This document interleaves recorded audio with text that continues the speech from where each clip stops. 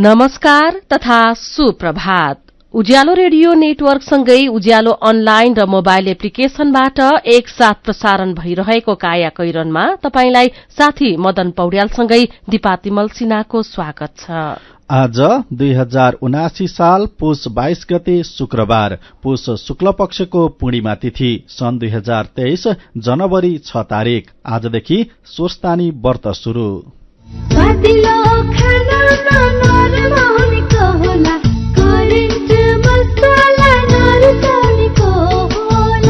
काया कैरनको साथमा करेन्ट मसला र करेन्ट चिया, स्वादको झट्का।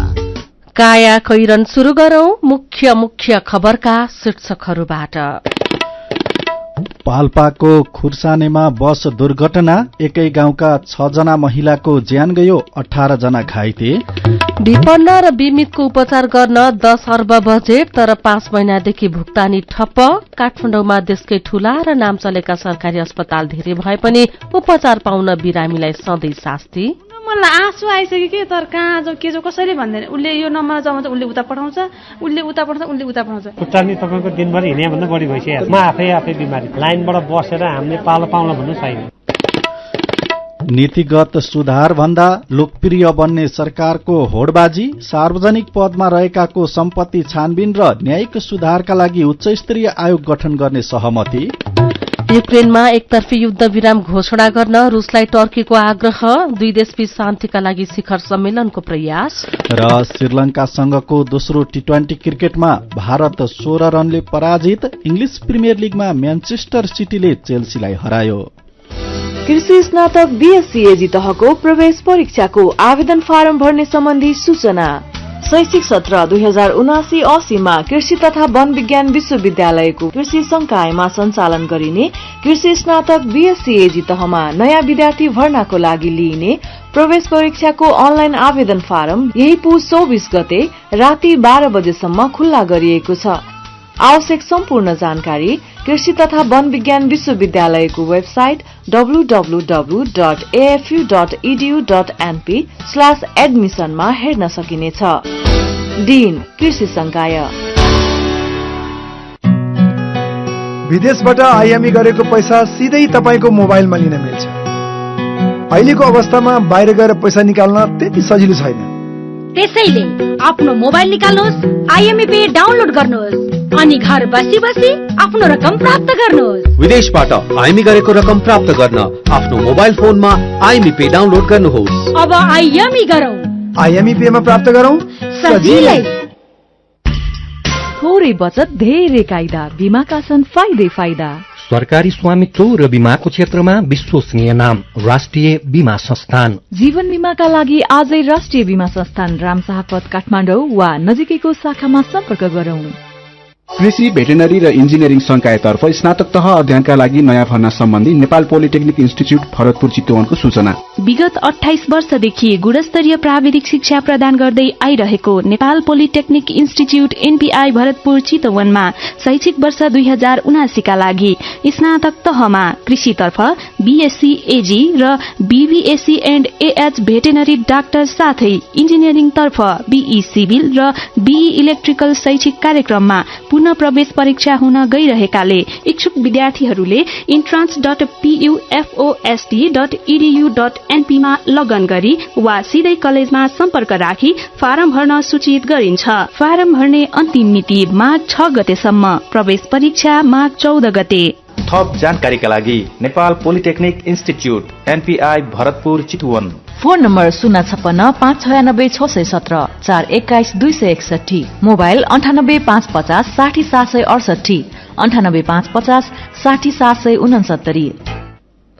काया कैरनमा अब खबरको सिलसिला। सबैभन्दा पहिले दुखद खबर। पाल्पाको रैनादेवी छहरा गाउँपालिका वडा नम्बर 8 खुर्सानेमा बस दुर्घटना हुँदा 6 जनाको ज्यान गएको छ। रूपन्देहीको सालझण्डीबाट यात्रु लिएर पाल्पाको खुर्सानेका लागि छुटेको यात्रुवाहक बस खुर्साने पुग्ने लाग्दा राति 9:30 बजे मधुवन टारीफाट नजिकै राधादी गैरामा दुर्घटनामा परेको हो। ग 1 ख 4977 नम्बरको बस दुर्घटना हुँदा खुर्साने गाउँका 6 जना महिलाको ज्यान गएको प्रहरीले जनाएको छ। खुर्साने गाउँका खेमकुमारी राणा, निर्मला घिमिरे, सुरुमा घिमिरे, कमला खत्री र गुनी गाहाको ज्यान गएको वडा नम्बर 8 का वडा अध्यक्ष रेमबहादुर राणाले जानकारी दिनुभयो। ज्यान गुमाउने सबै खुर्साने गाउँका हुन्। ज्यान गुमाएका मध्ये एकजनाको भने परिचय खुल्न बाँकी छ। 3 जनाको शव दुर्घटनास्थलबाट बाहिर निकालिएको छ भने 3 जना बसले च्यापिएको अवस्थामा रहेका प्रहरीलाई उद्धृत गर्दै उज्यालो सहकर्मी देवपज भैयाले जनाएका छन्। पाल्पा र रूपन्देहीका प्रहरी तथा स्थानीय बासिन्दाले उद्धारको कार्य जारी राखेका स्थानीय प्रहरी चौकी जुठा पौवाका वरिष्ठ हवलदार लीला बहादुर केसीले जानकारी दिनुभयो। दुर्घटनामा घाइते भएका 18 जनालाई लुम्बिनी प्रादेशिक अस्पताल बुटवल पठाइएको वडा अध्यक्ष राणाले बताउनुभयो। घटनास्थल सालझण्डी ढोरपाटन सड़क खण्ड अन्तर्गत रूपन्देहीको सालझण्डीदेखि झण्डै 10 किलोमिटरको दूरीमा पर्दछ।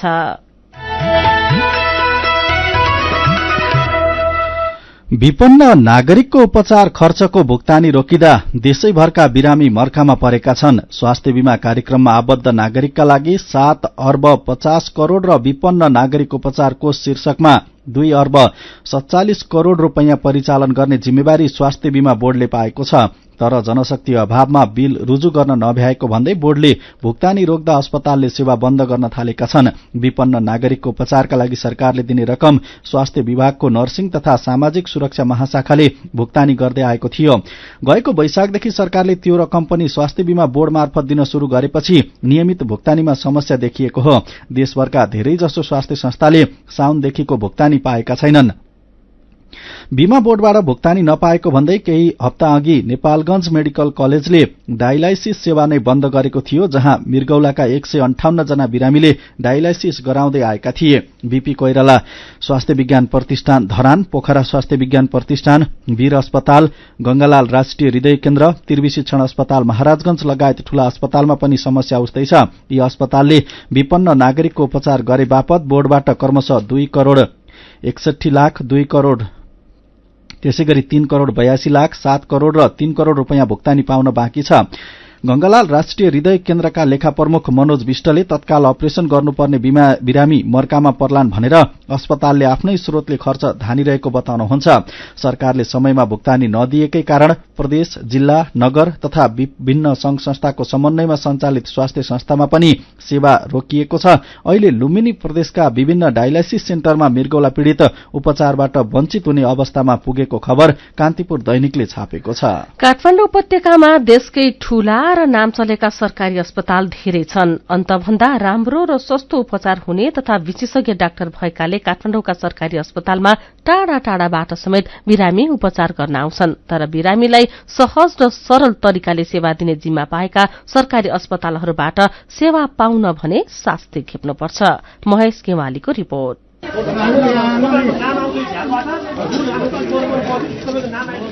काठमाडौँका अरू अस्पतालमा जस्तै बानेश्वरमा रहेको सिभिल अस्पतालमा पनि उपचार गर्न आएका बिरामीको भीड़ छ। स्वास्थ्य जाँच र उपचार गराउन पहिले टिकट काट्नुपर्छ। हिजो आज धेरै अस्पतालमा लाइन नबसी अनलाइनबाटै टिकट काट्न पनि मिल्छ, तर धेरैलाई यसबारे थाहा छैन। त्यसैले अस्पतालमा टिकट लिन पहिले जस्तै लामो लाइन हुन्छ। पहिलो पटक अस्पताल पुगेका कतिपयलाई त टिकट काट्नु पर्छ भन्ने पनि थाहा हुँदैन। थाहा पाइसक्दा आधा दिन बितिसकेको हुन्छ। पालो नआए फेरि अर्को दिन धाउनु पर्छ। पेटको समस्या लिएर सिभिल अस्पताल उपचार गराउन आउनु भएका बुटवलका विजय कणेल। 5 चोटि लाइन बस्दा बस्दा खुट्टा नि तपाईको दिनभरि हिँड्या भन्दा बढी भइसक्यो। म आफै बिमारी, लाइनबाट बसेर हामीले पालो पाउन भन्नु छैन। टिकट लिएपछि बल्ल उपचार गराउने पालो आउँछ। तर उपचार गराउन कुन कोठा जाने भन्ने थाहा नहुँदा अर्को समस्या थपिन्छ।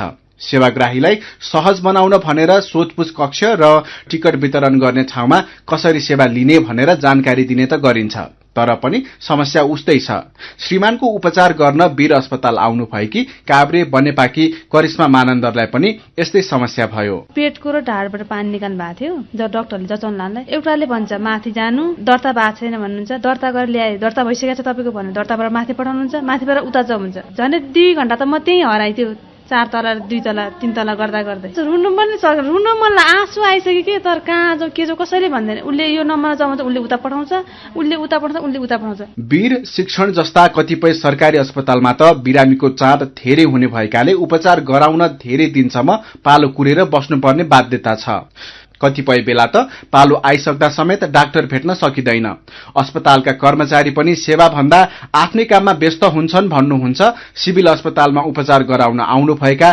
तेह्रथुमका विपिन भट्टराई अब एउटा काम लिएर हिँडेको छ त्यो सही गर्नलाई भन्ने ती बेपत्ता भाङ्डा कुरा गरेर बस्यो त्यहाँ चाहिँदो नचाहिँदो खालको कुरा गर्यो अनि अफिस टाइममा मोबाइल चलाउने होइन नि फेसबुक हेर्ने होइन नि देखिसकिएको छ कतिपय कुराहरू मैले नदेखाए ठूला सरकारी अस्पतालमा त बिरामी कुर्ने ठाउँको पनि राम्रो व्यवस्था छैन रुकुमका टोप बहादुर बुढा पनि भाइको खुट्टाको उपचार गराउन वीर अस्पतालमा बस्न थालेको 1 महिना हुन लाग्यो अस्पताल भर्ना भएका भाइलाई कुर्न अस्पतालमै रात बिताउनु पर्छ दिउँसो त घाम ताप्दै बस्न मिल्छ तर रात परेपछि बिरामी भाइसँगै चिसो भुइँमै सुत्नु पर्ने बाध्यता छ होटलमा सोधेको अब हजुरको दिनको 1000 भन्नु हुँदो रहेछ उहाँहरूले अब हाम्रो काठमाडौँमा अब फर्स्टबाट आएको अनि हाम्रो मान्छे कोही पनि छैन सर त्यही होटलमा खाइन्छ त्यही राति चाहिँ अब यहीँ सुत्तिन्छ भुइँमा निजी अस्पतालमा भन्दा सरकारी अस्पतालमा उपचार सस्तो हुन्छ त्यसैले पनि सरकारी अस्पतालमा बिरामीको घुइँचो लाग्छ तर नाम चलेका सरकारी अस्पतालले पनि गुणस्तरीय सेवा दिन सकेका छैनन्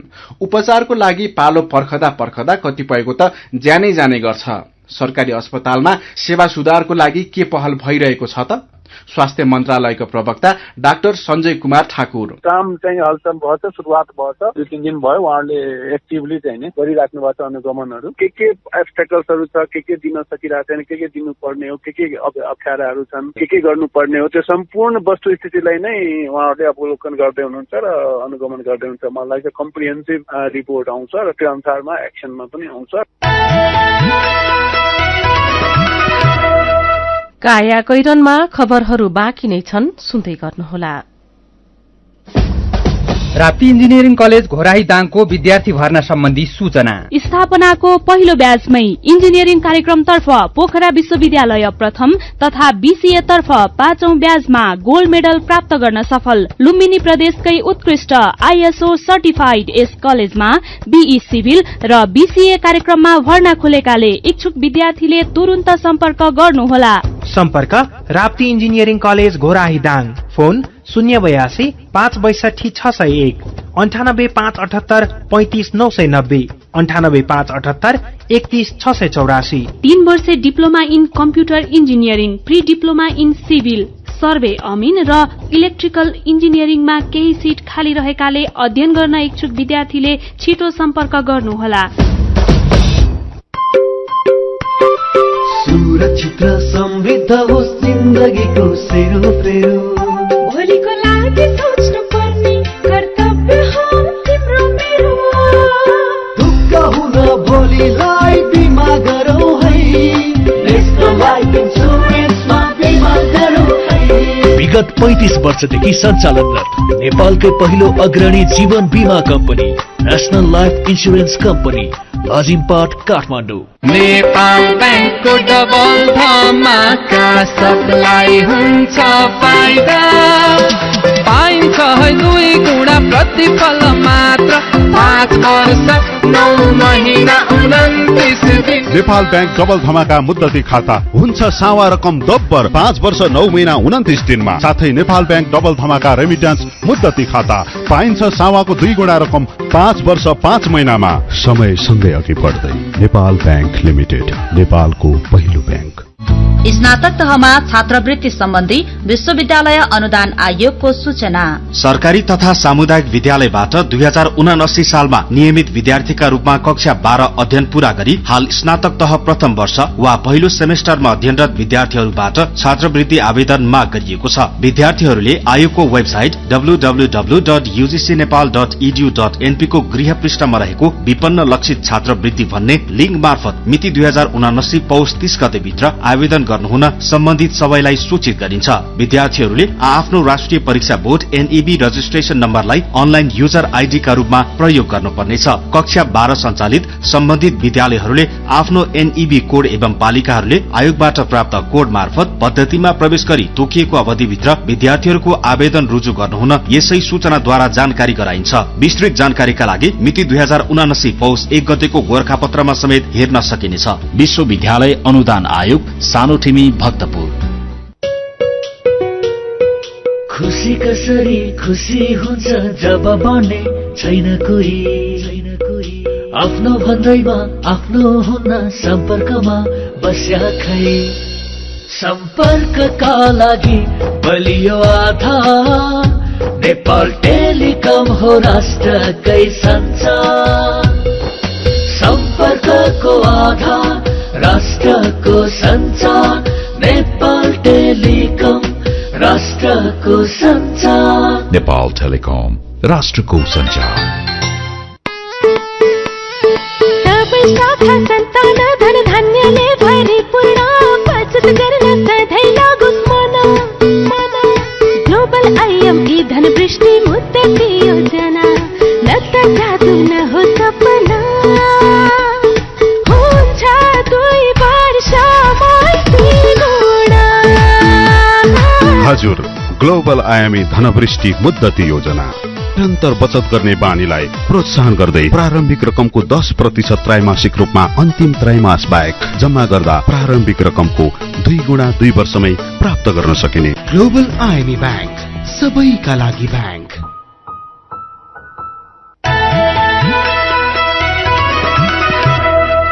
उज्यालो रेडियो नेटवर्कसँगै उज्यालो अनलाइन र मोबाइल एप्लिकेशनमा प्रसारण भइरहेको काया कैरनमा तपाईंलाई फेरि स्वागत छ। यतिन्जेल हामीले पाल्पाको खुर्सानेमा बस दुर्घटना हुँदा एकै गाउँका 6 जना महिलाको ज्यान गयो, 18 जना घाइते, विपन्न र बिमितको उपचार गर्न 10 अर्ब रूपियाँ बजेट तर 5 महिनादेखि भुक्तानी ठप्प। काठमाडौँमा देशकै ठूला र नाम चलेका सरकारी अस्पताल धेरै भए पनि उपचार पाउन बिरामीलाई सधैँ शास्ति लगायतका खबर प्रस्तुत गर्यौं। अब बाँकी खबर। सत्ता साझेदार दलहरूले सार्वजनिक पद धारण गरेका व्यक्तिको सम्पत्ति छानबिन र सर्वोच्च न्यायालय सहित देशको न्याय प्रणाली सुधारका लागि छुट्टा छुट्टै उच्च स्तरीय आयोग बनाउने सहमति गरेका छन्। दुवै आयोग गठन सहितका योजना सरकारको न्यूनतम साझा कार्यक्रममा समेटिने भएका छन्। सरकारले पुस 26 मा विश्वासको मत लिनु पूर्व नै न्यूनतम साझा कार्यक्रम सार्वजनिक गर्ने सत्ता साझेदार दलहरूको तयारी छ। न्यायालय सहित सरकारी निकायमा कार्यरत कर्मचारी र सार्वजनिक पद धारण गरेका राजनैतिक एवं गैर राजनैतिक व्यक्तित्व भ्रष्टाचारमा संलग्न रहेको भन्दै उनीहरूको सम्पत्ति छानबिन गर्नुपर्ने आवाज जनस्तरबाट उठ्दै आएको थियो। नागरिकका ती चासो सम्बोधनका लागि सत्ता साझेदार दलहरूले भ्रष्टाचार नियन्त्रणको लक्ष्यसहित 2 शक्तिशाली आयोग बनाउने सहमति गरेका हुन्। न्यूनतम साझा कार्यक्रम तयारी कार्यदलका संयोजक उपप्रधान तथा अर्थमन्त्री विष्णु पौडेलले आज बस्ने बैठकबाट मस्यौदालाई अन्तिम रूप दिने बताउनुभयो। मस्यौदा तयारीको क्रममा छ। आज बस्ने बैठकबाट सबै टुङ्गो लगाएर शीर्ष नेतृत्वलाई बुझाउँछौं उहाँले भन्नुभएको छ। नीतिगत सुधार भन्दा लोकप्रिय बन्ने सरकारमा होडबाजी शुरू भएको छ। सरकारले अर्थसहित 7 सचिवको सरुवा गरेको छ। हिजो बसेको मन्त्री परिषद बैठकले अर्थ, वाणिज्य, अख्तियार, प्रधानमन्त्री तथा मन्त्री परिषदको कार्यालय लगायत निकायका सचिवको सरुवा गरेको हो। यसैगरी पेट्रोलियम पदार्थको मूल्य घटाउन प्रधानमन्त्री पुष्पकमल दाहाल प्रचण्डले निर्देशन दिनुभएको छ। प्रचण्डले पेट्रोलियम पदार्थको मूल्य घटाउन वाणिज्य तथा आपूर्ति मन्त्रालयलाई निर्देशन दिनुभएको हो। गृहमन्त्री रवि लामिछानेले जिल्ला प्रशासन कार्यालय काठमाडौँको अनुगमन गर्नुभएको छ। हिजो मन्त्री लामिछाने बबरमहलमा रहेको जिल्ला प्रशासनको अनुगमनमा पुग्नु भएको थियो। त्यसैगरी उपप्रधान एवं भौतिक योजना तथा पूर्वाधार मन्त्री नारायण काजी श्रेष्ठले भत्काइएका सड़कको अनुगमन गर्नुभएको छ। मन्त्री श्रेष्ठले हिजो सीतापाइला छाउनी खण्डको सड़कको अनुगमन गर्नुभएको थियो। 15 दिनभित्र सड़कका खाल्डा खुल्डी पूर्ण उहाँले निर्देशन दिनुभएको छ। यसैगरी प्रहरी प्रधान कार्यालयले कञ्चनपुरकी 13 वर्षकी किशोरी निर्मला पन्तको बलात्कार र हत्या प्रकरणमा संलग्न व्यक्ति पक्राउ गरी कारवाहीको दायरामा ल्याउन फेरि अर्को अनुसन्धान टोली गठन गरेको छ। प्रहरी महानिरीक्षक धीरज प्रताप सिंहले केन्द्रीय अनुसन्धान ब्यूरो सीआईबीका डीआईजी दुर्गा सिंहको नेतृत्वमा अनुसन्धान टोली गठन गरेर कञ्चनपुर पठाउनु भएको हो। यसैबीच राष्ट्रिय सभाको उपचुनाव 25 गते माघमा हुने भएको छ। हिजो बसेको मन्त्री परिषद बैठकले आउँदो माघ 25 गते राष्ट्रिय सभा निर्वाचन गर्ने निर्णय गरेको हो। लुम्बिनी प्रदेशबाट निर्वाचित खिमलाल भट्टराईले प्रतिनिधि सभा सदस्य चुनावअघि राजीनामा दिनुभएको थियो। रिक्त रहेको ठाउँमा उपचुनाव हुन लागेको हो। यसैबीच राष्ट्रिय प्रजातन्त्र पार्टी राप्रपा सरकारमा जाने अन्तिम तयारीमा जुटेको छ। बढ़ीमा 3 मन्त्रालय लिएर पार्टी अध्यक्ष राजेन्द्र लिङदेनको नेतृत्वमा सरकारमा जान लागेको हो। स्रोतका अनुसार राप्रपा पार्टी अध्यक्ष राजेन्द्र लिङदेनकै नेतृत्वमा सरकारमा जान लागेको हो। राप्रपाले उप प्रधानमन्त्री सहित बढ़ीमा 3 वटा मन्त्रालयको दावी गरेको छ। यस्तै नेकपा एकीकृत समाजवादीले भने वामपन्थी पार्टीहरूसँग एकता तथा कार्यगत एकताका लागि वार्ता गर्न 4 सदस्यीय वार्ता समिति बनाएको छ। प्रदेश सरकार गठनको प्रक्रिया धमाधम शुरू हुन थालेको छ। 7 मध्ये 6 प्रदेशमा नयाँ सरकार गठनका लागि आह्वान भएको हो। मधेस प्रदेश बाहेक 6 वटा प्रदेशका प्रमुखले नयाँ सरकार गठनका लागि आह्वान गरेका हुन्। साथै प्रदेशमा कुनै पनि दलको एकल बहुमत नभएकोले संविधानको धारा 168 को उपधारा 2 बमोजिम 2 वा 2 भन्दा बढ़ी दलको समर्थनमा बहुमत प्राप्त गर्न सक्ने प्रदेशसभा सदस्यलाई प्रदेशको मुख्यमन्त्री नियुक्त गर्न दावी पेश गर्न आह्वान गरिएको छ। मधेसमा 1-2 दिनमै आह्वान गर्ने तयारी छ। संघीय संसदले कानून निर्माणमा आम नागरिकलाई प्रत्यक्ष रूपमा सहभागी गराउने भएको छ। कानून निर्माणमा नागरिकको समेत सहभागिता रहने गरी संसद सचिवालयले हिजो निर्णय लिएको छ। अहिलेसम्म नागरिकको प्रतिनिधिका रूपमा सांसदले मात्रै कानून निर्माणमा भूमिका खेल्दै आएका छन्। कानून निर्माणका क्रममा नागरिकले प्रतिक्रिया दिन सक्ने र त्यसको सुनाई हुन सक्ने गरी सहभागिता गराउने निर्णय भएको सचिवालयका सहायक प्रवक्ता दशरथ धमलाले जानकारी दिनुभए। यसअघि संसदीय समितिले कानून बनाउँदा विशेष अवस्थामा नागरिकलाई भेटेर सुझाव लिने गरेका थिए। तर अब हरेक ऐन बनाउँदा नागरिकले स्वेच्छाले जोडिन पाउनेछन्। आलोचना हुन्छ भनेर दर्ता भएको विधेयक सार्वजनिक गर्न नहुने मानसिकता बोकेको संसदमा अब विधेयक तुरुन्तै सार्वजनिक हुने मात्र होइन, त्यसमा नागरिकले आफ्नो चासो तथा सुझाव राख्न पाउनेछन्। जनसहभागिता बढ़ाउने निर्णय लिएको सचिवालयले छुट्टै संरचना बनाएर यसलाई कार्यान्वयनमा लैजाने तयारी गरेको छ। अहिलेलाई प्रतिनिधि सभा र राष्ट्रिय सभाको वेबसाइटबाट नागरिकको राय संकलन गर्ने सचिवालयको योजना रहेको छ। आउँदो 25 गतेदेखि दुवै सभाको अधिवेशन शुरू हुँदैछ। अघिल्लो संसदको कार्यकाल सकिँदा 27 वटा विधेयक पारित हुन बाँकी थिए। तीमध्ये नागरिकता, निजामती कर्मचारी, सत्य निरूपण तथा मेलमिलापसँग सम्बन्धित लगायत महत्वपूर्ण विधेयकहरू सरकारले तत्काल अघि बढ़ाउनु पर्ने स्थिति छ। काया कैरनमा मेरो पनि भन्नु छ र कार्टुनसँगै खबरको सिलसिला बाँकी नै छ, सुन्दै गर्नुहोला। एचआईभी का बारेमा खुलेर कुरा गरौं। सँगै बस्दा, खाँदा, पढ्दा र सँगै खेल्दा कुनै कीरा वा लामखुट्टेले टोक्दा एचआईभी सर्दैन। हात मिलाउँदा, अंकमाल गर्दा तथा चुम्बन गर्दा, एउटै चर्पी प्रयोग गर्दा र अरूको लुगा लगाउँदा एचआईभी सर्दैन। समयमै उपचार गरेमा एचआईभी संक्रमित पनि स्वस्थ व्यक्ति सरह बाँच्न सक्छन्। त्यसैले नियमित औषधिको सेवन गरौं र स्वस्थ जीवन बाँचौं। एचआईभी को औषधि एआरभी हरेक सरकारी अस्पतालमा निशुल्क पाइन्छ। एचआईभी संक्रमितहरू अरू भन्दा भिन्न होइनन् भन्ने कुरा बुझौं र समान व्यवहार गरौं। एचआईभी संक्रमितहरूमाथि हुने भेदभावको अन्त्य गरौं। Nepal youth foundation, 12+, Lumbini plus र मकवानपुर महिला समूह। मेरा छोराछोरीको सपना अन्तर्राष्ट्रिय स्तरको उच्च शिक्षा। म पनि यस्तै चाहन्छु। मलाई विश्वास छ हाम्रो सपना र चाहनालाई पूरा गर्छ नेपाल जापान सेवा सेन्टरले। हजुर, उच्च शिक्षाको लागि जापानको जुनसुकै सिटीमा अध्ययन गर्न र जापानिज भाषा सिक्नको लागि हामी तपाईको साथमा छौं। सम्पर्क नेपाल जापान सेवा center, Nagpokhari, Kathmandu. Phone number 4428 242 4428 242। Come once, you will certainly be benefited. चामल र मैदाको तुलनामा कोदो, फापर, चिनो, कागुनो, लट्टे आदिमा शरीरको लागि आवश्यक पोषक तत्वहरू प्राय बढी पाइने हुनाले यिनको नियमित सेवन गरेमा मुटु रोग, मधुमेह, उच्च रक्तचाप लगायतका रोग लाग्ने जोखिम कम हुनका साथै बाल बालिकामा हुने कुपोषण र महिलामा हुने रक्त अल्पता समेत घटाउन सकिन्छ। तसर्थ खाने बानीमा परिवर्तन गरौं। दैनिक भोजनमा यस्ता बालिका परिकारहरूलाई समावेश गरी निरोगी बनाऊ। बाली विकास तथा कृषि जैविक विविधता संरक्षण केन्द्र, श्रीमहल, ललितपुर।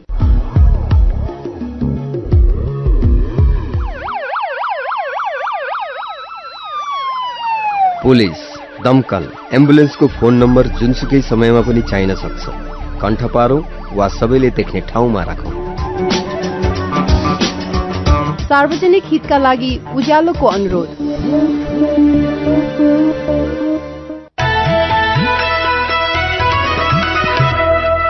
उज्यालो रेडियो नेटवर्क मार्फत देशभरिका विभिन्न एफएम स्टेशन तथा उज्यालो अनलाइन र मोबाइल एप्लिकेशनमा प्रसारण भइरहेको काया कैरनमा तपाईंलाई फेरि स्वागत छ। अब बाँकी खबर। हिउँदको पारिलो घाम ताप्दै रुकुम पूर्व भूमि छक महतकी रामु बुढा मगर तानमा बक्खु बुन्न व्यस्त हुनुहुन्छ। भेडाको ऊनबाट बक्खु लगायत कपड़ा बनाउनु उहाँको दैनिकी हो। धेरै महिला यसरी नै काम गरिरहेका भेटिन्छन्। हरेक घरमा तान लगाएर ऊनबाट कपड़ा बनाउने गरिएको काँक्रीकी रम्बा पुनले सुनाउनुभयो। उहाँका अनुसार महिलामा यो सिप अनिवार्य जस्तै मानिन्छ।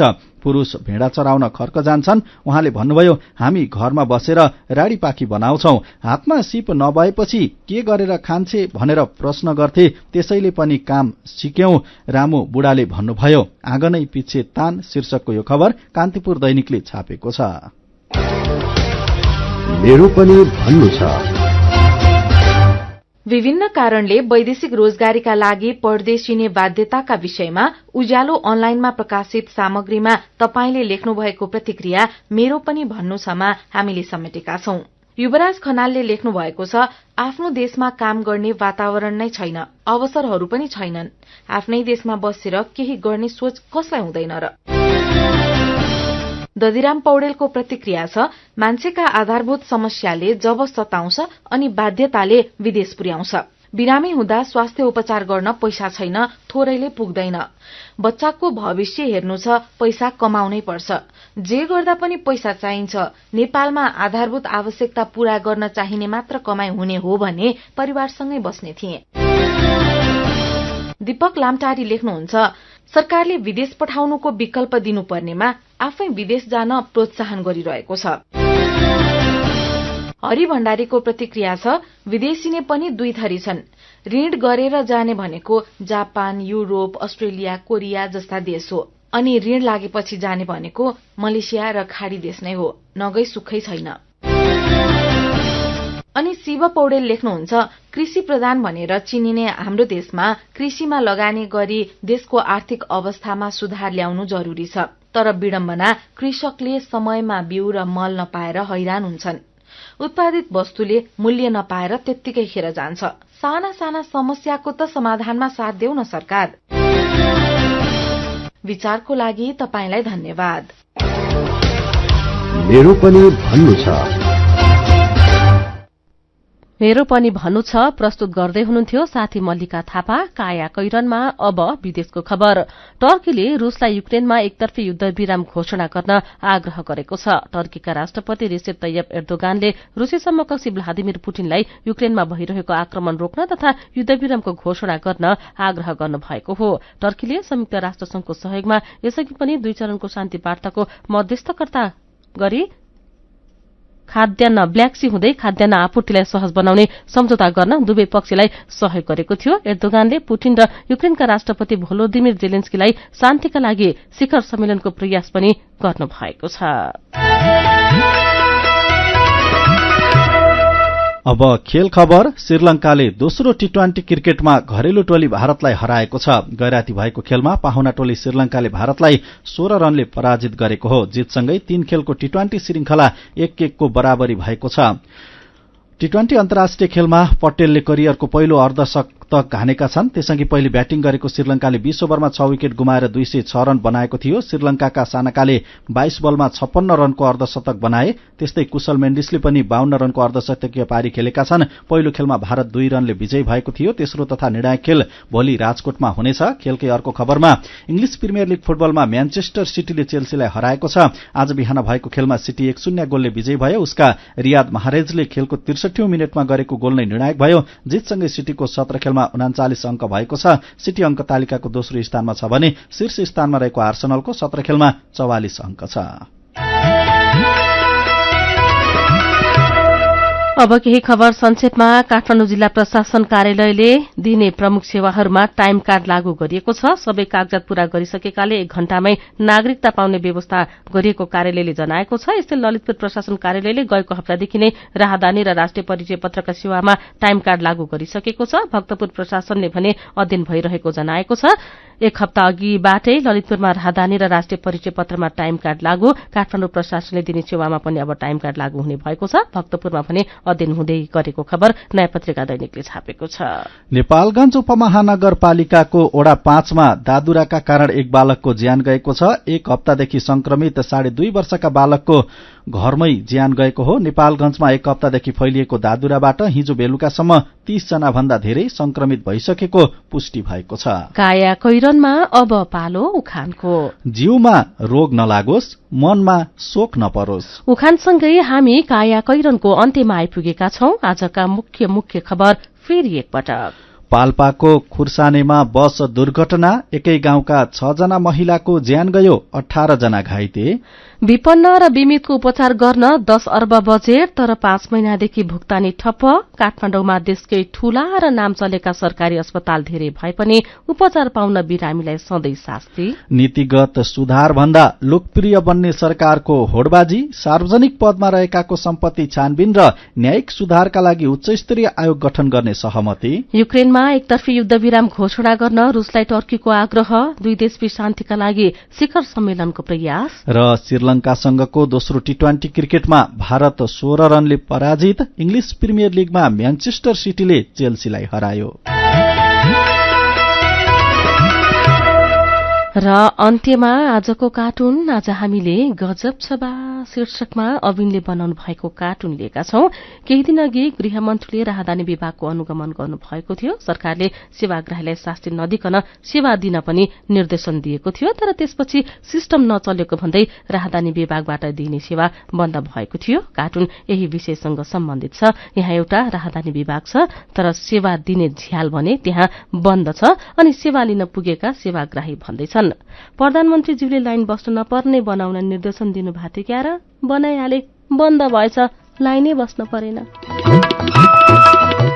आजको काया कैरन सकिएको छ। उज्यालो मोबाइल र अनलाइनमा प्रसारण भइरहेका रेडियो र अनलाइनका सामग्री भाइबरमा पनि उपलब्ध छन्। काया कैरनबाट प्राविधिक साथी प्रवीण श्रेष्ठसँगै हामी पनि बिदा माग्छौं।